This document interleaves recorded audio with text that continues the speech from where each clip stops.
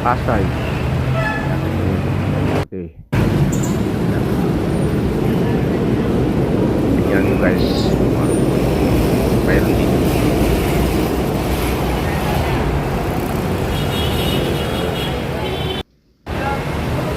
Napasya lang ako dito sa LRT Pasay.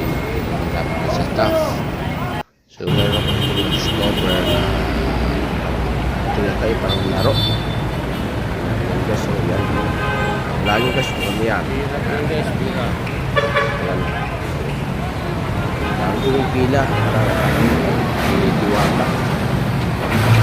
Pero guys, alam mo po yan. Why parang